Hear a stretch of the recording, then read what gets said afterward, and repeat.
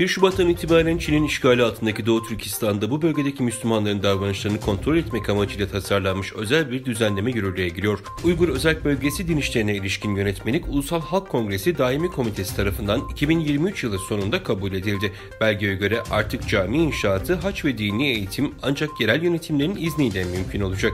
Yönetmelik aynı zamanda dini dosyaların cep telefonu ve bilgisayarlarda saklanmasını da yasaklıyor. Uzmanlar Pekin'in yeni kuralların yardımıyla Doğu Türkistan'daki insan hakları ihlallerini meşrulaştırmayı planladığına inanıyor. Peter Winter'da konuyla ilgili yazıda Pekin böylece bu hukuk politikası ve Çinileştirme politikası kisvesi altında camilere yönelik vandalizmi meşrulaştırmaya çalışıyor ifadeleri kullanıldı.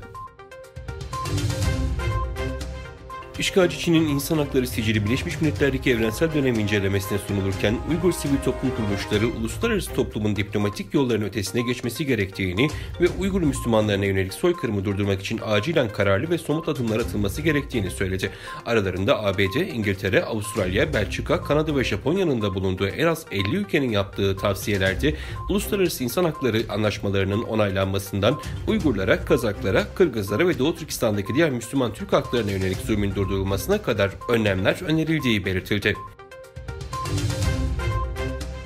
Birkaç gün önce Doğu Türkistan'ın Altay eyaletinde yoğun kar yağışı nedeniyle çığ düşmesi sonucu yaklaşık 1000 turistin bir tatil köyünde mahsur kaldığı bildirilmişti. Çin devlet medyası Kaba ilçesinde meydana gelen afetle ilgili yardım çalışmaları için merkezi hükümet tarafından 10 milyon yuan tahsis edildiği ve felakette herhangi bir can kaybına mal vermeden çalışmalara hız verildiğine yer vererek Çin propagandası yaptı. Ancak Reuters ve Associated Press gibi uluslararası basında 16 Ocak'ta yer alan bilgilere göre başlangıçta yerel yetkililer yolların kapalı olmasını bahane ederek herhangi bir şey yapmadı. Daha sonra bazı turistler şehirden gönderilen helikopterle kurtarıldı. Şu anda kaç kişinin mahsur kaldığı hakkında net bilgi bulunmazken 1000'in üzerindeki kişinin hepsini helikopterle taşımak mümkün olmadığı için kurtarılmayı bekleyen yüzlerce insanın olduğu aktarıldı.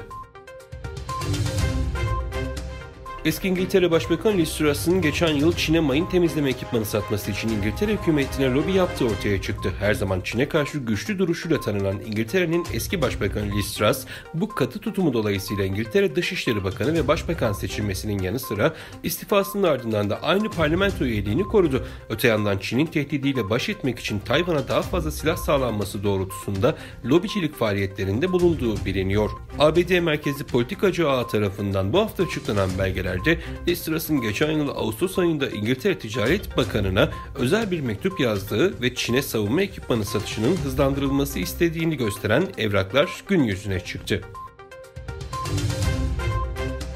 Çin'in Jiangxi bölgesinde bodrum katta bulunan bir dükkanda yangın çıktı. 39 kişinin öldüğü, 9 kişinin yaralandığı yangında dükkanda hala mahsur kalan kişilerin olduğu bildirildi. Reuters'ın haberine göre yangın Yuşi ilçesindeki bir mağazada bugün öğle saatlerinde çıktı. Yangında yaralananların hastaneye kaldırıldığı bildirildi. Hükümet tarafından yapılan açıklamada ise yaralı sayısı hakkında bilgi verilmedi.